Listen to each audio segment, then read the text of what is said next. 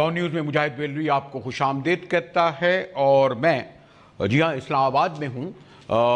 ابھی کچھ دیر پہلے ہی یعنی گھنٹے گزر گئے کہ میں اسلام آباد میں ایوان صدر کی تقریب میں کراچی کے ممنون حسین صاحب کی جگہ ہمارے کراچی تعلق رکھنے والے محترم ڈاکٹر عارف علوی کو 13ویں صدر کی حیثیت سے حلف اٹھاتے ہوئے دیکھا۔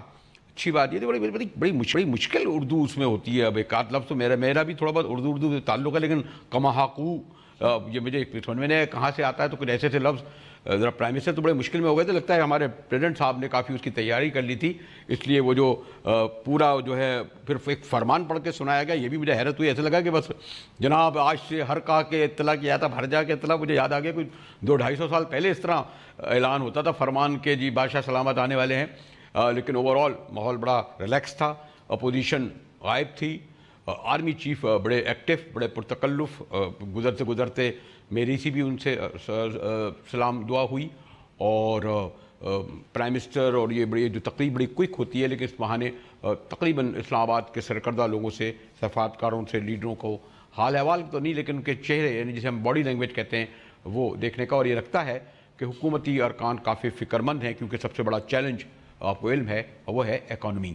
اسی لیے میں نے یہاں زحمت دی محترم ڈاکٹر اشرف صاحب کو، ایک پرانا بیک گراؤنڈ ہے، اور یہ جو پرائم منسٹر نے جو ابھی ایک اکنامک ایڈوائزری کونسل قائم کی ہے، جس کے 11 تھے، کچھ 3 باہر تھے، 8 رکنی ہیں، جس میں فائنانس منسٹر بھی ہیں، خود پرائم منسٹر ہیں، اور وہ میرے خیال میں ایک میٹنگ ہو چکی ہے۔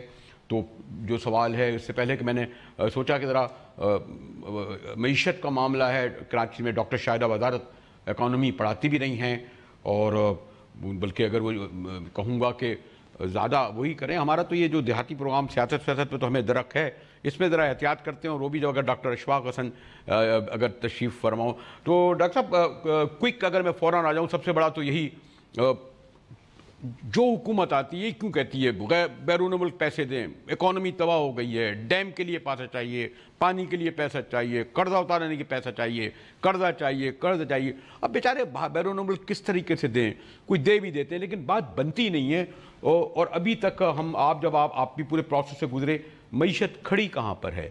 وہی ڈاکٹر صاحب جب آپ آئے تھے اس دیکھیں اس سے بھی برے حالت میں پاکستان کی تاریخ میں غالباً اتنے برے حالت میں کبھی کسی حکومت نے انہیریٹ نہیں کیا ہے اتنی بری معیشت۔ ٹھیک، اور یہ 5 سال سے جو میں لکھتا رہتا تھا، بولتا رہتا تھا، اس وقت کے فائنانس منسٹر مجھے القاب سے نوازتے رہتے تھے۔ کس قسم کے کوئی کسی کہا کہ اسحاق ڈار صاحب، اسپن ڈاکٹر کا خطاب دیا گیا، سوڈو انٹلیکچوئل کا خطاب دیا گیا۔ ان کا یہ تھا کہ ان کو انسلٹ کرو تاکہ یہ نہ لکھیں۔ لیکن ہمیں ان سب چیزوں سے کوئی غرض نہیں تھا، جو حقیقت تھی وہ ہم بتاتے رہتے تھے۔ حیرانی کی بات یہ ہے کہ بہت سارے جو ممبر حضرات ہیں جو آج حکومت کے ایکس آفیشیو ممبر ہیں، وہ بھی ان نمبروں پہ بلیو کیا کرتے تھے، اور وہ مجھے کہتے تھے کہ آپ کو کیوں نظر نہیں آتا کہ اکانومی اتنی بہتر ہو رہی ہے، you are very harsh on criticising Ishaq Dar. میں کہتا کہ سر وقت آئے گا تو پھر میں آپ سے پوچھوں گا کہ میں صحیح تھا یا آپ صحیح ہیں۔ ٹھیک ہے، اور اب وہ حکومت کے اس طرف بیٹھے ہوئے، حکومت کے ساتھ بیٹھے ہوئے ہیں اس وقت۔ تو میں نے اپنے اوپننگ ریمارکس میں یہاں پر کہا بھی تھا پرائم منسٹر کو کہ میں تو یہ چاہوں گا، اور یہ آپ سے التجا ہے میری، کہ آپ پہلے اپنے سلیٹ کو صحیح کر دیں۔ ایکچولی آپ کو ملا کیا ہے؟ یہ جو نمبر آپ دیکھ رہے ہیں یہ ڈسٹارٹڈ نمبر ہیں، اور اسی نمبر کو ہم چیلنج کرتے رہے 5 سال تک۔ تو آپ کو اگر صحیح گراؤنڈ ریالٹی کا ابھی آپ کو اگر پتہ نہیں ہے تو پالیسی کس پہ بنے گی؟ مثال کے طور پہ کیا بجٹ کا خسارہ 6.5% ہے تو ایک پالیسی اسٹانس ہوگا اس کو نیچے لانے کا۔ کیا بجٹ کا خسارہ 8.5% ہے، پھر کچھ اور طریقے سے آپ اس کو ایکشن لیں گے۔ کیا اکنامک گروتھ جو ہے وہ 6% پلس سے گرو کر رہی ہے تو پھر آپ کا ایک اور اسٹانس ہوگا۔ کیا وہ 4% سے گرو کر رہی ہے، آپ کا دوسرا پالیسی اسٹانس ہوگا۔ تو پہلے یہ تو صحیح کرے، مرض کا صحیح پتہ کرے۔ میں نے کہا جی بہت سارے ممبر آپ کے یہاں جو بیٹھے ہوئے ہیں، کچھ اس طرف بیٹھے ہیں، کچھ اس طرف بیٹھے ہوئے ہیں، وہ بھی they were swayed by those numbers or they were appreciating the performance of the previous اچھا ڈاکٹر ایک اور بات ہے، بلکہ میں ڈاکٹر شاہدہ وزارت اگر آپ وہ سوال فریم کر دیں تو زیادہ بہتر ہے. 5 کے حکمرانوں کے بارے میں کہا گیا جو الیکٹڈ تھے کہ ایک سنتا نہیں ہے، دوسرا سمجھتا نہیں ہے. تو ایک تو آپ کا فرسٹ ٹو فرسٹ میٹنگ بھی ہوئی کہ ہمارے نئے پرائم منسٹر ماشاءاللہ ان کا وہ اکنامک پہ وہ تو درک نہیں ہے لیکن اسد عمر اور بھی لوگ اچھے ہیں. تو ڈاکٹر شاہدہ وزارت یہ جو ابھی 20 دن گئے ہیں اور پتہ نہیں 100 دن کی اصطلاح کہاں سے نکلی ہے، ابھی تک جو ٹارگیٹ جو ابھی تک اکنامک میں جو یہ کونسل بنی ہے، آپ کیا سمجھتی ہو؟ میں چاہتی ہوں آپ براہ راست ڈاکٹر صاحب کیونکہ اس کا پارٹ ہیں، حصہ ہیں، ان سے سوال کر سکتی ہیں کہ یہ کتنا ایکسپیکٹیشن کرتے ہیں کہ جو پرائم منسٹر عمران خان صاحب اپنے ویژن کے مطابق اس جو تباہ کن معیشت کو کھڑا کر سکیں گے. ڈاکٹر شاہدہ وزارت دیکھیے اس کا سارے کا دار و مدار اس بات پہ ہے کہ وہ کس حد تک out of the box solutions ڈھونڈیں گے، کیونکہ پچھلے 30 سال سے تقریباً 3 دہائیوں سے جب سے پاکستان نے IMF سے قرضے لینا شروع کیے، جب سے ہماری معیشت بالکل تباہ ہو گئی. مجھے یاد ہے 90 کی دہائی سے اگر آپ دیکھیے تو ہمارا ریٹ آف گروتھ جو تھا وہ average annual rate of growth 90 کی دہائی میں صرف 4.6% تھا، جبکہ 80 کی دہائی میں بھی اگر آپ دیکھ لیں جو کہ بہت زیادہ وہ نہیں تھا، وہ بھی 6.1% تھا. پھر اس کے ساتھ ساتھ ہم لوگوں کے جو قرضے کے مقروض جو ہوئے اس کی وجہ سے اور جو مسائل پیدا ہوئے، جو سکیونس ڈسٹریبیوشن آف انکم کی سکیونس بڑھی، جو غربت بڑھی، اور اس کی وجہ سے جو حالات پیدا ہوئے، جو جرائم شروع ہوئے. نہیں ڈاکٹر صاحب وہ تمام پاس اپنی جگہ. اب اگر کیونکہ ہم یہ فیوچر دیکھ رہے ہیں، کہہ رہے ہیں نہیں صاحب ایک تبدیلی آئی ہے، تو ہم اس لیے میں نے ڈاکٹر صاحب کو بات دی کہ پولیٹیکل نہیں اکنامک، یہ جو ابھی تک انہوں نے ایک میٹنگ اٹینڈ کی ہے، آپ کیا امید رکھتی ہیں کہ جو ڈاکٹر اشفاق حسن جیسے لوگوں کو لے کر جو ایڈوائزری کونسل اکنامک کی بنائی گئی ہے، تو آپ ذرا اس حوالے سے ذرا کیا توقع رکھتی ہیں؟ میں وہ چاہ رہا تھا کہ ڈاکٹر صاحب پہ ریکمینڈ کر سکیں. اس میں جو ماہر معاشیات ہیں وہ زیادہ تر وہی ہیں جو پچھلے 30 سال سے کسی نہ کسی حیثیت میں منسلک رہے ہیں حکومت سے. ڈاکٹر اشفاق بھی ہیں، ڈاکٹر ندیم الحق بھی ہیں، ڈاکٹر عشرت حسین بھی ہیں. تو مجھے نہیں پتا کہ کس حد تک یہ ان میں، مطلب میں یہ نہیں سمجھتی ہوں کہ پچھلے 30 سال سے تو میں بہت مایوس ہوئی ہوں ماہر معاشیات سے. ہمارے ساتھ یہ کہ ڈاکٹر اشفاق حسن، ڈاکٹر شاہدہ ہمارے ساتھ موجود ہیں. ملتے ہیں ایک وقفے کے بعد.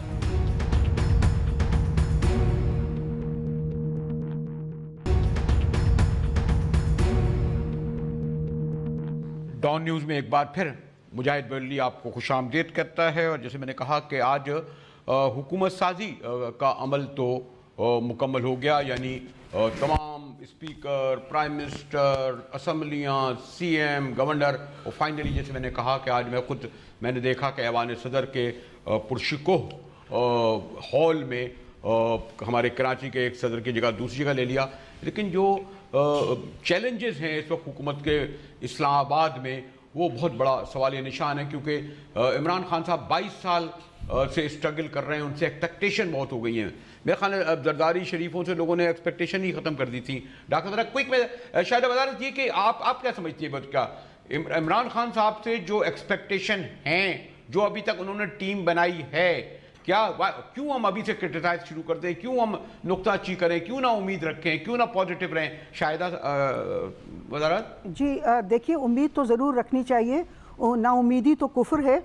مگر میں یہ ضرور سمجھوں گی کہ آپ کو یہ اکنامک ایڈوائزری ٹیم کو ضرور غور سے دیکھنا ہوگا کہ اس میں کون لوگ ہیں.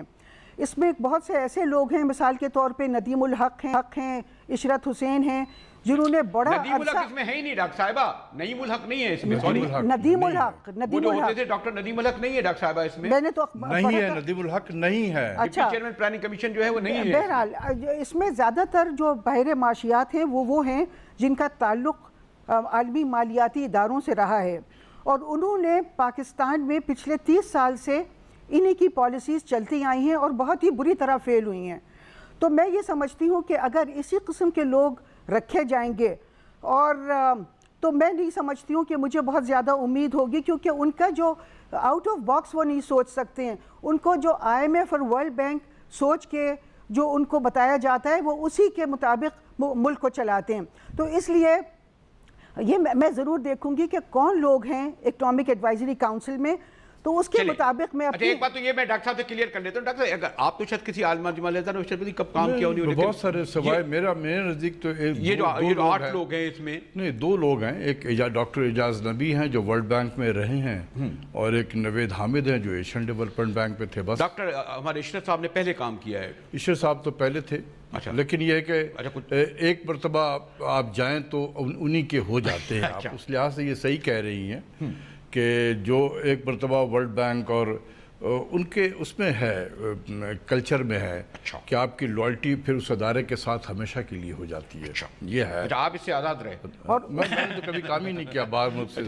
چلے پھر آپ سے تو سوال نہیں کرنا چاہیے نا ڈاکٹر اشفاق نے کہ آپ ڈاکٹر صاحب نے تو نہیں رہے نا کسی عالمی مالیاتی ادارے میں، تو پھر یہ ان کا سوال اپنی جگہ ویلڈ ہے. یہ اس لحاظ سے یہ ٹھیک کہہ رہی ہیں کہ یہ جو عالمی مالیاتی ادارے سے جو لوگ منسلک رہتے ہیں، یعنی ڈاکٹر شمشاد کو لے کے آئے وہاں سے پھر واپس چلیں گے، پھر آئیں پھر چلیں گے. ہاں لیکن یہ ہے کہ لائلٹی ان کی پاکستان سے میرے حساب سے کم ہی ہوتی ہے.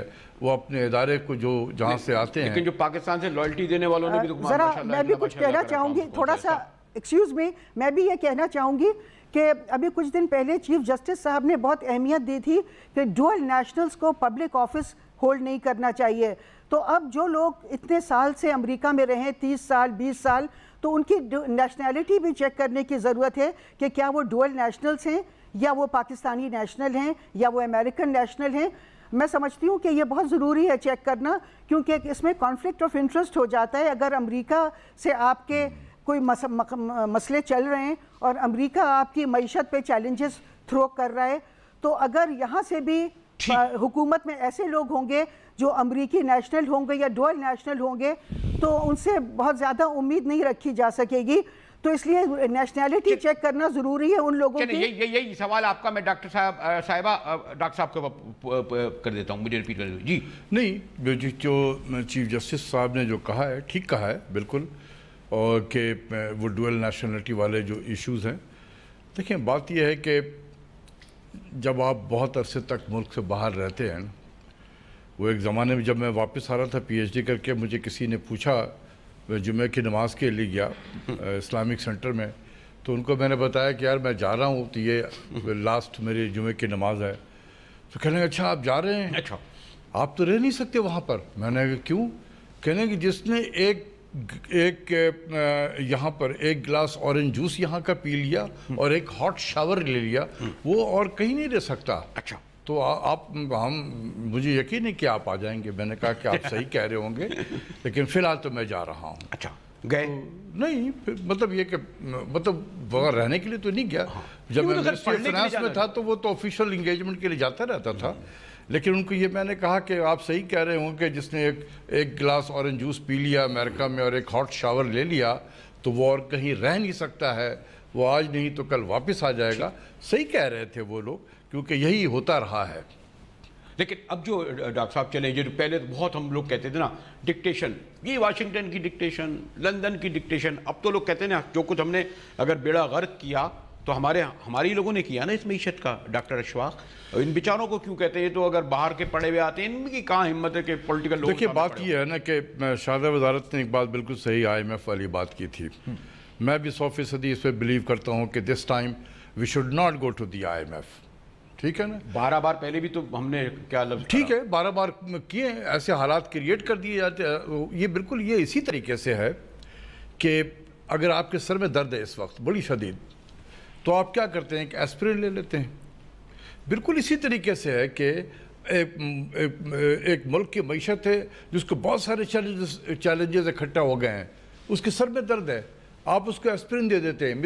مطلب یہ ہو کہ آپ IMF کے پاس چلے جاتے ہیں، وہ ایک گولی ایسپرین کے دے دیتا ہے، آپ وقتی طور پر ٹھیک ہو جاتے ہیں. آپ سمجھتے ہیں کہ بس ٹھیک ہو گیا.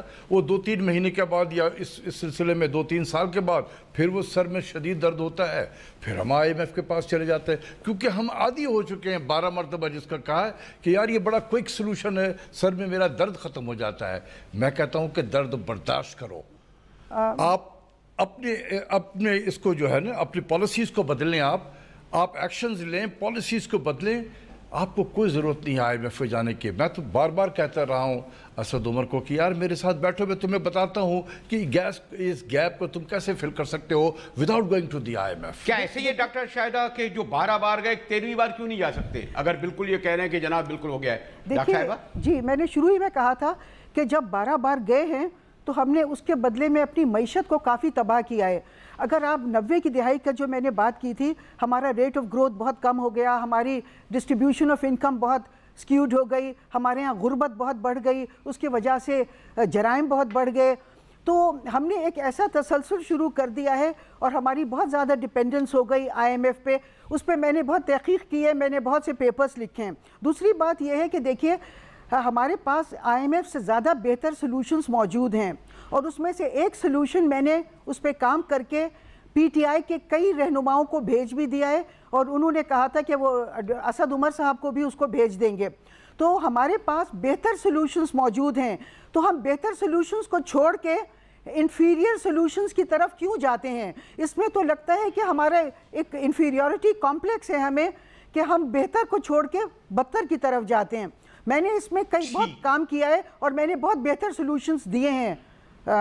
ایک کاپی ڈاکٹر صاحب کو بھی بھیج دینا آپ اگر ابھی تک نہیں بھیجی ہے. اب تو جی ضرور ڈاکٹر اشفاق حسن جی ضرور بھیج دوں گی. اسد عمر صاحب تو مصروف ہیں, پتہ نہیں آپ کا ڈیٹا پتہ نہیں کہاں ہو, آج بلکہ میں نے دور سے ان کو سلام علام بھی کیا تھا. ڈاکٹر صاحب یہ جو کہہ رہی ہیں شاہدہ وزارت کی خیر یہ, لیکن ایک اور بات جو میں عام آدمی کہتا ہے, ہمارا یہ خیال ہے لوگوں کا کہ یہ جو حکمرانوں کے جو ہے نا گورنر ہاؤس, صدور, باقی ایوان صدر غالباً 500 ملازم ہیں, 700 کروڑ میں کوئی 80 کروڑ روپیہ شاید اس کا سالانہ بجٹ ہے, یہی پرائم منسٹر ہاؤس کا ہے, گورنر. کیا صرف یہ جو اس طرح کی ہم جو بتا رہے ہیں اس سے کوئی فرق پڑے گا؟ گورنر ہاؤس میں ہم نے تالے لگا دیں, ایوان صدر کو کر دیں, اور کیا کر سکتے ہیں ہم؟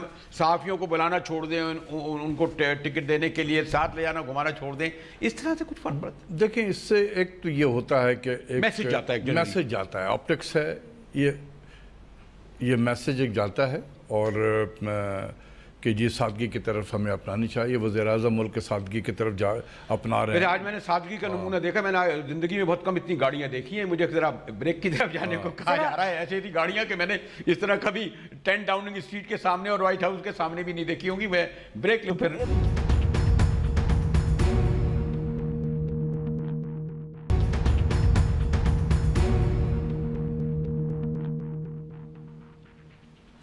ڈان نیوز میں ایک بار پھر مجاہد مریلوی آپ کو خوش آمدید کہتا ہے. یہ بڑا اکانومی بڑا گھن چکر والا معاملہ ہے. لوگ کہتے ہیں جی آپ اتنے اعداد و شمار میں آپ کو کیا پتہ ڈے بائی ڈے جو لوگوں کے مسائل ہیں, لیکن کیوں نہ امید کی جائے کہ لوگوں نے جب اتنی بڑی تعداد میں جس جماعت کو ووٹ دیے ہیں ان کے اکنامکس مینیجرز جو ہیں وہ کوئی آسان سادہ طریقے سے اصل بتائیں گے. ڈاکٹر اشفاق حسن صاحب موجود ہیں جو اکنامک ایوارڈ, میں نے دیکھا بڑے اچھے صاف ستھرے لوگ بنائے ہیں. اور خان صاحب کی جو میٹنگ ہوئی ہے اس سے بڑے پرامید ہیں ہمارے ڈاکٹر اشفاق حسن. اسد عمر صاحب کا بھی بڑا اچھا بیک گراؤنڈ ہے. ڈاکٹر عشرت, یہ لوگ ہوئے, یہ لوگ کیا ماشاءاللہ ان کا اپنے ویل آف لوگ ہیں, یہ اپنے اور علمی طور پر بڑے بھرپور. ڈاکٹر شاہدہ وزارت, یہ جیسے میں نے آپ سے پہلے بھی کہا اور جو ڈاکٹر اشفاق حسن کہہ رہے تھے, میں نے کہا جی یہ جو اس طرح کے ٹھیک ہے, اچھا لگتا ہے گورنر ہاؤس میں ہم لوگ گھوم پھر رہے ہیں, ورنہ عام آدمی کہاں جا سکتا ہے, ایوان صدر یہ وہ سب فرق تو پڑتا ہے علامتی طور پر. لیکن کیا کہیں گی ڈاکٹر شاہدہ؟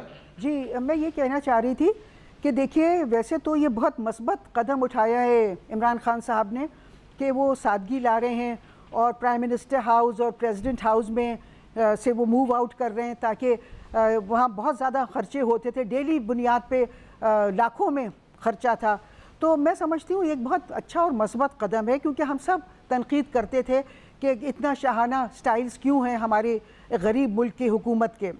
مگر میں یہ بھی کہنا چاہوں گی کہ چونکہ انہوں نے یہ بھی طے کیا عمران خان صاحب نے کہ وہ خود تو پرائم منسٹر ہاؤس میں نہیں رہیں گے اور گورنرز بھی نہیں رہیں گے, مگر جتنے بھی ملازمین وہاں کام کر رہے ہیں ان سب کو ریٹین کیا جائے گا. تو اس سے یہ پتہ چلتا ہے کہ خرچے شاید اتنے ہی ہوتے رہیں گے, یعنی کہ وہ خود وہ خرچے انجوائے نہیں کریں گے اور وہ اتنا خرچہ اپنے اوپر نہیں کریں گے, مگر اس سے بچت نہیں ہو پائے گی کیونکہ وہ سارے ملازمین وہی کام کرتے رہیں گے. میں ذرا یہ مکمل کر لوں. حالانکہ میں سمجھ سکتی ہوں کہ عمران خان صاحب کا کیا مطلب ہے, وہ چاہتے ہیں کہ لوگ بے روزگار نہ ہوں, تو یہ ایک قابل ستائش ان کی خواہش ہے, مگر میں یہ کہنا چاہ رہی ہوں کہ اس کی وجہ سے خرچے کم نہیں ہوں گے. اس کے ساتھ ساتھ میں گاڑیوں پہ بھی تھوڑا سا میں ایک ذرا گاڑیوں پہ بات کر لوں.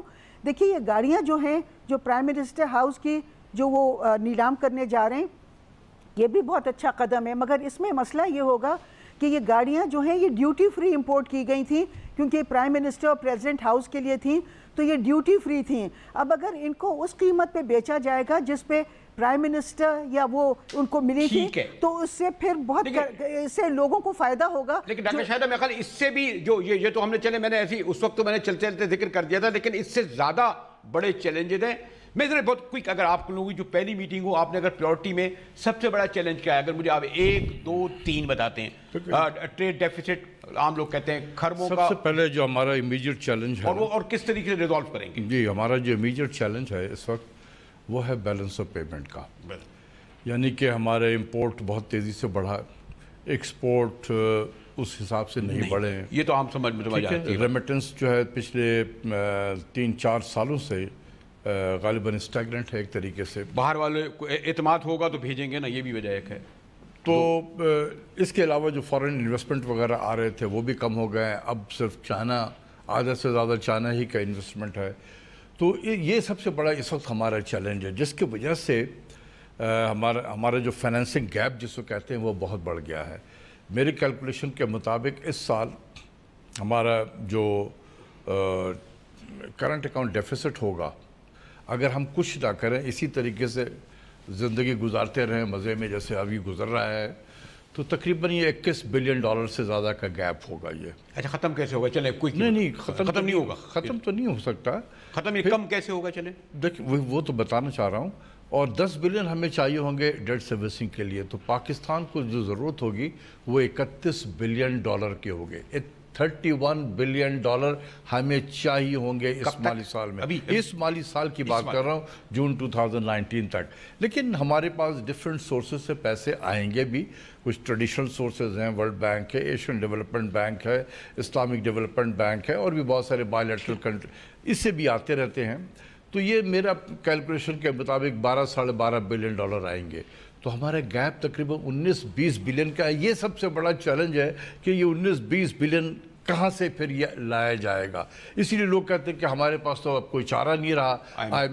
بات یہ کہ یہ ڈیفیٹسٹ اپروچ ہے یہ کہ ہم نے کچھ کرنا نہیں ہے, بس جیسے زندگی گزر رہی ہے بس اسی طریقے سے کرنا ہے. بھئی اس طریقے سے تو زندگی نہیں گزاری جائے گی. So you have to take actions کہ کس طریقے سے ہم چلیں. مطلب بہت سارے آپ مجھے پتا ہے آپ کے تھوڑے سے لوگوں جو ایڈوائزر ہوتے ہیں ہاتھ پیر نہیں کوئی ہاتھ پیر نہیں بندھے ہوئے ہیں کہ اگر ہم یہ فیصلہ کر لیں اسٹریٹجک لیول پہ کہ ہم نے $6 سے $7 بلین کے امپورٹ کو کم کر رہے ہیں, اب بیٹھ کے دیکھا جائے گا کہ کس چیز کو ہم کم کیا جا سکتا ہے, اور $1 سے $1.5 بلین کے ہم ایکسپورٹ بڑھا دیں تو یہ $8-9 بلین تو یہاں آپ کی بچت ہو جائیں گی.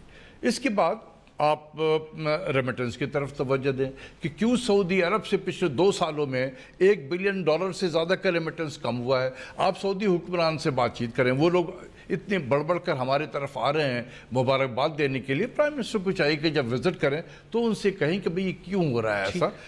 آپ دیکھیں کہ UAE سے تقریباً $4.3 بلین ہمارے ریمیٹنس آتا ہے سال میں, اور وہ پچھلے 3 سالوں سے ایک ہی نمبر ہے 4.3.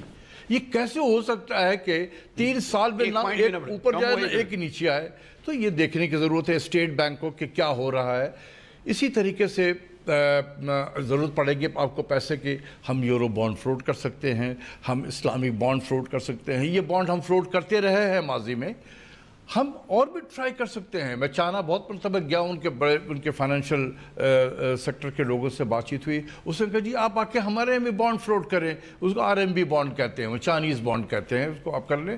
آپ جائیں بیجنگ میں فلوٹ کر دیں, شنگھائی میں فلوٹ کریں, ہانگ کانگ میں کریں, گوانگزو میں کریں, جو ان کے میجر فائنینشیل کیپٹل ہے وہاں کریں, مکاؤ میں کریں. آپ کو بہت پیسے ملیں گے وہاں پر. وہ تو کہتے ہیں کہ آپ ہمارے پاس تو آئے نہیں ہیں, آپ یہاں بانڈ فلوٹ کریں. یار اسی پیسے کو لے کے ہم یہ چائنا کے ساتھ جو ہمارے ٹریڈ ہے وہ ان کے پیسے سے ان کے اس ٹریڈ کے اکاؤنٹ کو سیٹل کریں گے تو ہمیں ڈالر کی ڈیمانڈ کم ہو جائے گی. اسی طریقے سے اسٹیٹ بینک آلریڈی چائنا کے ساتھ بات چیت کر رہا ہے کہ ہم LC جو ہے لیٹر آف کریڈٹ جو ہے ہمارے بزنس مین ہیں لوکل کرنسی میں کریں گے. تو آپ کے ڈالر کے ریکوائرمنٹ کم ہو جائے گی. بلکہ ایک سوال کو اس طرح کروں, آپ نے سب بہت اچھا تفصیل بتایا. ڈاکٹر شاہد, بات یہ ہے کہ اسحاق ڈار تو ایک پولیٹیکل اپوائنٹی تھے فائنینس منسٹر. ہم جو لوگ کہتے ہیں کہ سیاسی فیصلے ہوتے ہیں جو اکانومی میں پڑتے ہیں, اب اگر یہ جو اکنامک ایڈوائزرز ہوتے ہیں یا مینیجرز ہوتے ہیں, ان کی وہ سنتے کتنے ہیں؟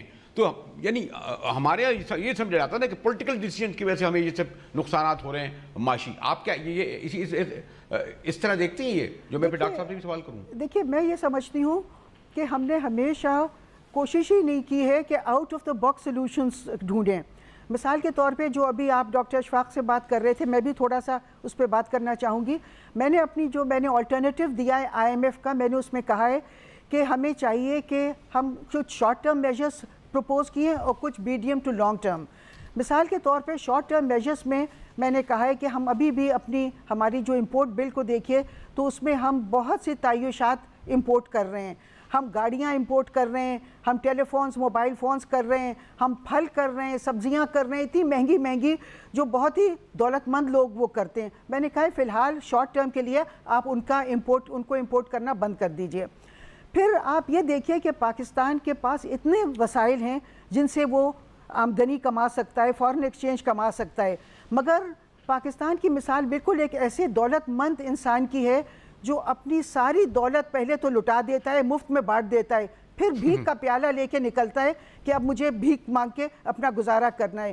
ہم نے نیٹو کو, مجھے بہت حیرت ہوئی جب مجھے پتہ چلا کہ نیٹو کو ہم نے اپنے تمام راستے, فضائی اور زمینی راستے مفت میں دیے ہوئے ہیں.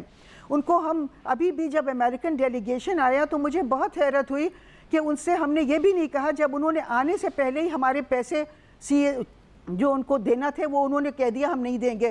اس کے باوجود ہم میں اتنی ہمت نہیں ہوئی کہ ہم ان سے کہیں کہ ہم اپنے راستے بھی آپ کو نہیں استعمال کرنے دیں گے.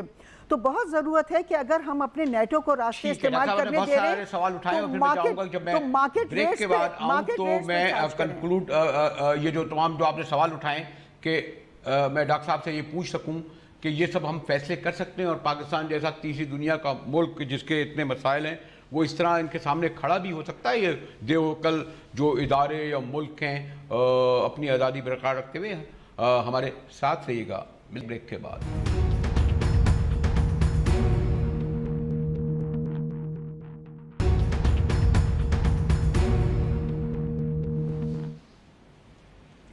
ڈان نیوز میں مجاہد ولی اسلام آباد اسٹوڈیو سے ایک بار پھر آپ کو خوش آمدید کہتا ہے. آپ کو علم ہے کہ یہ معیشت ایک بہت ہیوج موضوع ہے, یہ سیاست کی طرح نہیں ہے. آئے تھے سیاست ہم 2-4 منٹ سے کہہ رہے ہیں چھوڑیے جناب یہ کیا ہوتا ہے. اور پھر ڈاکٹر صاحب جیسے محترم اکانومی کے بڑی برق ہے, پوری عبور ہے. ڈاکٹر شاہدہ بھی برسوں سے پڑھا رہی ہیں, لکھتی ہیں, سب کچھ ہیں. میں کوئک جیسے آپ سے پوچھ رہا تھا, آپ نے جن شاید وہاں میں نے آپ کو جو مجھے نہیں چاہیے تھا روکنا یا ٹوکنا کہ 31 بلین, پھر آپ یہ بتا رہے تھے کہ ہمیں یہ 4 چیلنجز ہیں. لیکن لوگ کچھ اچھا یہ دیکھ کے بھی لوگ پھنس جاتے ہیں نا کہ ٹائم میں کہہ دوں جی 6 ماہ, سال, آپ تو کہہ رہے ہیں نا کہ یہ تو فوری مسائل ہے. تو اس کے لیے آپ جو انہیں تجاویز دے رہے ہیں ڈاکٹر صاحب, تو کتنا لوگ انتظار کریں گے؟ نہیں دیکھیں, یہ تو ہم اس مالی سال کی بات کر رہے ہیں نا, اور اس میں ہم نے یہ فیصلہ کرنا ہے کہ بھئی یہ جو گیپ ہے, جیسا میں نے کہا 19-20 بلین ڈالر کے گیپ ہوں گے, اس کو پورا کیسے کیا جائے گا. تو چلو ہم IMF کی طرح چلتے ہیں جیسے ماضی میں چلے جایا کرتے تھے. میں کہتا ہوں کہ نہیں, آپ نہ جائیں IMF کی طرف میں, آپ بیٹھیں, آپ یہ بیٹھ کے ہی دیکھیں کہ یہ جو جس طریقے سے شاہدہ نے کہا کہ بہت سارے جو چیزیں ہم امپورٹ کر رہے ہیں, آپ جائیں ذرا اس عام مارکیٹ پہ. بہت یہاں اسلام آباد کے کوئی میں ہائی فلائنگ شاپنگ مال کی بات نہیں کر رہا ہوں, میں اس بازار کی بات کر رہا ہوں. آپ کو ساؤتھ افریقہ سے ناشپاتی ملے گا, آپ کو نیوزی لینڈ کے ناشپاتے ملیں گی وہاں پر, چائنا سے آپ کو پرتگال سے چکن آ رہا ہے, پتہ نہیں کیا کیا چیزیں اس طریقے سے. بھئی اس غریب ملک کے خدا کا خوف کرو, ان سب اس طرح کی چیزوں کو روکیں. اگر ہم ایک سال ہم امپورٹ نہ کریں موبائل فون کا تو کیا قیامت ٹوٹ جائے گا پاکستان میں. 1 بلین ڈالر کے قریب آپ بچا سکتے ہیں یہاں سے. اوکے, اگر ہم ایک سال ایک گاڑی نہ امپورٹ کریں تو کیا پاکستان نہیں رہے گا؟ تو آپ یہ ایڈوائز کریں گے؟ آف کورس 200% کہ آپ کریں اس کو. آپ نے 7 بلین ڈالر منیمم جو ہے امپورٹ کو آپ کو کٹ کرنا ہے. اگر آپ نے یہ ایکشن نہیں لیا تکلیف ہوگی، لوگوں کو بھی، بڑے لوگوں کو تکلیف ہوگی، غریب کو اگر گاڑی امپورٹ نہیں کریں گے تو کون سے غریب کو اس میں مسائل پیدا ہو جائیں گے. تو یہ جو ہے اس قسم کی چیز ہارڈ فیصلے کرنے پڑیں گے اگر آئی ایم ایف میں نہیں جانا ہے. ایک منٹ کا ایک سوال میں لے لوں ڈاکٹر صاحبہ سے تاکہ وہ کنکلوڈ کرنا ہے. اگر آپ ڈاکٹر صاحبہ اس کا پارٹ ہوتی جو چلے اس ایڈوائزری کونسل کو کوئی ایڈوائز ایک کر دیں کوئک جو آپ سمجھتی ہیں قابل عمل بھی ہو، پریکٹیکل بھی ہو، ڈاکٹر شاہدہ. دیکھیے میں نے ایک تو یہ کہا کیونکہ ٹائم بالکل، ایک تو میں نے یہ کہا کہ ہماری جتنے بھی وسائل ہیں جو ہم بہت ملکوں کو، دوستوں اور دشمنوں کو یکساں دیتے ہیں، ان کو ہم مارکیٹ ریٹ پہ چارج کریں. اتنا ڈرنے کی ضرورت نہیں ہے. ہر ملک جو بھی اپنے آپ کو کوئی بھی ملک کہتا ہے وہ اپنے وسائل پہ جو مارکیٹ ریٹ بنتا ہے وہ چارج کرتے ہیں. تو ہمیں چاہیے کہ ہم اپنی جو سہولیات اور ملکوں کو دے رہے ہیں اس میں دوست ملک بھی شامل ہیں اور اس میں بڑی طاقتیں بھی شامل ہیں، ان سے ہم چارج کریں. پھر ہم اگر یہ جس طرح میں نے آپ کو بتایا ہے کہ ہم یہ انٹاج کا امپورٹ بند کر دیں گے تو میں نے جو حساب لگایا ہے کہ تقریباً $3.5 بلین ہم بچا لیں گے. پھر اس کے علاوہ ہم بہت سی اس کے علاوہ ہم بہت سی ایسی چیزیں، ضروری چیزیں امپورٹ کرتے ہیں. مثال کے طور پہ تیل ہے اور جو ضروری چیزیں ان کو ہم بارٹر پہ لا سکتے ہیں. مثال کے طور پہ ایران نے ہمیں کئی سال پہلے آفر کیا تھا کہ وہ تیل ہمیں بارٹر پہ دینے کو تیار ہیں، تو ہم ان سے بارٹر پہ اگر لیں تو ہم اپنی معیشت میں کچھ چیزیں ان کو دے سکتے ہیں. آپ کو پتہ یہ وقت کا مسئلہ ہے، مجھے کنکلوڈ کروانا ہے. یہ جو کچھ مزید دی ہیں ڈاکٹر صاحب انہوں نے، تو جسٹ کنکلوڈنگ ورڈ ایرانین تیل جو ہے وہ پاکستان کو سوٹ ایک چیز ہے، وہ تو ایک اوور آل ہائی اس کا ہوتا ہے، وہ تھک ہوتا ہے. ہماری ریفائنری آپ جن چیزوں کو بتا رہے ہیں تو اس سے کتنے بلین میں کتنا فرق پڑ جائے گا؟ دیکھیں نا، میں نے تو کہا نا کہ آپ $6 سے $7 بلین کے امپورٹ کو ہم نے روکنا ہے. 1 سے 1.5 بلین آپ ایکسپورٹ کو ہم بڑھا لیں تو 8-9 بلین تو یہیں فرق پڑ جائے گا. باقی اور چیزیں ہیں، اس کو پیسے ضرورت پھر بھی پڑیں گے ہمیں گیپ کو فل کرنے کے لیے. اس کے سورسز طریقے بہت طریقے سے ہیں. ہم کیوں نہیں non resident Pakistani bond float کر دیتے ہیں؟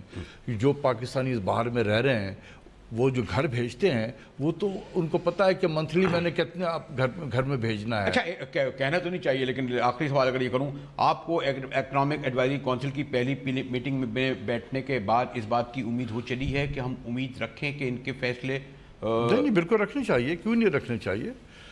دیکھیں فیلئر از نو آپشن، یہ ذہن میں رکھ لیں.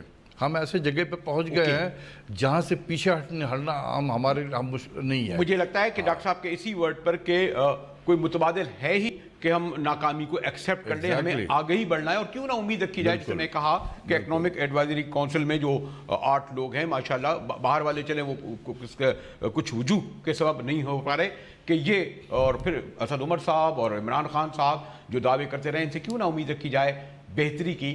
لیکن یہ جو 100 دن والے 20 دن گزر گئے، ابھی کہیں گے 30 دن میں کیا کرا، 40 دن میں نہ کرا، یہ نہ کریں. پچھلوں کو برسوں دے دیے، 2-2 3-3 باریاں دے دی. خان صاحب کو کوئی سال ایک تو دے دیں. اور آپ بھی ذرا حکومت سے بھی کہوں گا کہ یہ 100 دن وہ دن کی باتیں نہ کریں.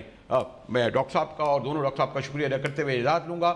مجاہد بریلوی کو ڈان نیوز اسلام آباد اسٹوڈیو سے اجازت دیجیے.